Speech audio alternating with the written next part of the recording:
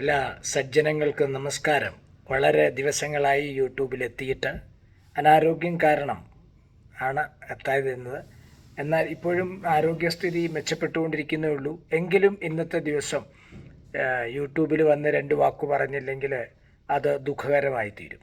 കാരണം ഇന്ന് all India പണിമുടക്കാണ്. തൊഴിലാളികൾ ഇന്ത്യയിലെ BMS എന്ന മഹാസംഘടന ഒഴിച്ച്, ലോകത്തിലെ ഏറ്റവും വലിയ തൊഴിലാളി സംഘടനയാണ് BMS, അതൊഴിച്ച് ബാക്കി എല്ലാ സംഘടനകളും ഒന്നു ചേർന്നുകൊണ്ട് ഭാരത് ബന്ദോ, ഭാരതീയ പണിമുടക്ക് ആഹ്വാനം ചെയ്തിരിക്കുകയാണ്.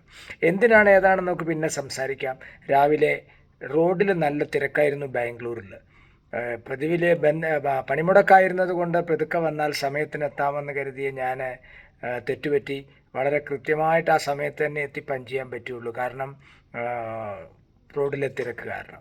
അത് പണിമുടക്കിന് ഇവിടുത്തെ വണ്ടികളും വാഹനങ്ങളും ഒക്കെ നിരത്തിലുണ്ട്. എല്ലാ വാഹനങ്ങളും നിരത്തിലുണ്ട്. സർക്കാർ വാഹനങ്ങളുമുണ്ട്. ഇവിടെ ഭരിക്കുന്ന പാർട്ടിയുടെ യൂണിയൻ കൂടി സമരം ചെയ്യുന്നുണ്ടെന്നുള്ളതാണ് പ്രാധാന്യം.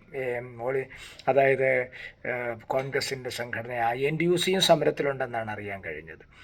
പിന്നെ CITUവിൻ്റെ കാര്യം നമുക്കറിയാം. കേരളം വിട്ട് കഴിഞ്ഞാൽ പിന്നെ ചുവന്ന കൊടി പണ്ട് ബംഗാളിൽ കാണാമായിരുന്നു, ത്രിപുരയിൽ കാണാമായിരുന്നു, ഇപ്പോൾ അങ്ങ് കാണാറില്ല. റെയിൽവേ സ്റ്റേഷനിൽ മാത്രമേ കാണാറുള്ളൂ. അത് പച്ചയോട് കൂടി പിടിച്ചിരിക്കുന്നതുകൊണ്ട് ചിലപ്പോൾ കാണാറുമില്ല. അത് വ്യവസ്ഥ. സമരം എന്തിനു വേണ്ടി? ഞാൻ രാവിലെ എത്തിയപ്പോൾ ഞങ്ങളുടെ ഗേറ്റിലും ഓൾ ഇന്ത്യ ഡിഫൻസ് എംപ്ലോയീസ് ഫെഡറേഷൻ്റെ നേതാക്കന്മാർ മുദ്രാവാക്യം വിളിക്കുന്നത് കേട്ടു.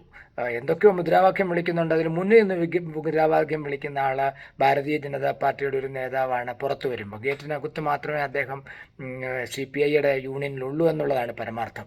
നേരത്തെ അതേ ഓൾ ഇന്ത്യ ഡിഫൻസ് എംപ്ലോയീസിൻ്റെ പ്രസിഡൻ്റായിരുന്ന ആൾ, അതായത് മുൻ പ്രസിഡന്റ്, ഇവിടുത്തെ ഓൾ ഇന്ത്യ ഡിഫൻസ് എംപ്ലോയീസ് ഫെഡറേഷൻ്റെ മുൻ പ്രസിഡന്റ് ആയിരുന്ന ആൾ ഇപ്പോൾ ഭാരതീയ ജനതാ പാർട്ടിയുടെ മണ്ഡലം പ്രസിഡൻ്റാണ് ബാംഗ്ലൂരിൽ തന്നെ. അതെന്തുമായിക്കോട്ടെ, അവരുടെ രാഷ്ട്രീയം വ്യത്യസ്തമാവാം, എന്തുമാവട്ടെ. കാരണം സമരം ഒത്തിരി വിളിക്കുന്ന കേട്ടോ. മുദ്രാവാക്യം എന്തിനാ വിളിച്ചേ? ഇതേ CPI ഭരിക്കുന്ന ഒരു സംസ്ഥാനമേ ഉള്ളൂ. CPIയൂടെ ചേർന്ന് ഭരിക്കുന്ന ഇന്ത്യയിലെ ഒരേ ഒരു സംസ്ഥാനമേ ഉള്ളൂ, നമ്മുടെ കേരളം. കേരളവും കേന്ദ്രവുമായിട്ടും തട്ടിച്ചു നോക്കുമ്പോൾ സമരം എന്തിനു വേണ്ടി? DA അരിയേഴ്സ്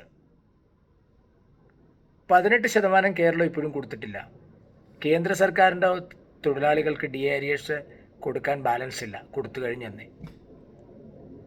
കേന്ദ്ര ഗവൺമെൻറ്റിൻ്റെ അടുത്ത പേ കമ്മീഷൻ ജനുവരി 2026 തന്നെ പുറത്തിറക്കുമെന്നും പബ്ലിഷ് ചെയ്യുന്നു. അതിൻ്റെ ആനുകൂല്യങ്ങൾ തൊഴിലാളികൾക്ക് നൽകുമെന്നും തൊഴിൽ മന്ത്രി പറഞ്ഞു കഴിഞ്ഞു. സംസ്ഥാന സർക്കാരിൻ്റെ CPI ഭരിക്കുന്ന കേരള സംസ്ഥാനത്തിൻ്റെ 12ാം ശമ്പള കമ്മീഷൻ 2 വർഷമായി കുടിശ്ശികയായിട്ട് കിടക്കുകയാണ്. ഇനി അതിനേക്കാൾ രസകരമായ മറ്റൊരു സംഭവം ഓർത്താൽ, അതാണ് ഏറ്റവും രസകരമായ സംഭവം. കേന്ദ്ര സർക്കാരിൻ്റെ സ്ഥാപനങ്ങളിൽ പലതും 2010 അടഞ്ഞുകിടക്കുന്ന അവസ്ഥയിലേക്ക് വന്നിരുന്നു. അതായത് HAL വരെ ഒരു ദുരവസ്ഥയിലായിരുന്നു. അതൊക്കെ പുനർജനിച്ചുവെന്ന് മാത്രമല്ല, പുനർജീവൻ നൽകിയെന്ന് മാത്രമല്ല, ഞങ്ങളുടെ പൂട്ടാൻ പോയിരുന്ന കമ്പനിയിൽ ഇപ്പോൾ 2 ആഴ്ചയായിട്ട് തൊഴിലാളികൾക്ക് പുതിയ നിയമനം നടത്തിക്കൊണ്ടിരിക്കുന്നു. അപ്പോൾ ഏത് സർക്കാരിനെതിരെയാണ് ഇവർ സമരം ചെയ്യുന്നതെന്ന് മനസ്സിലായില്ല.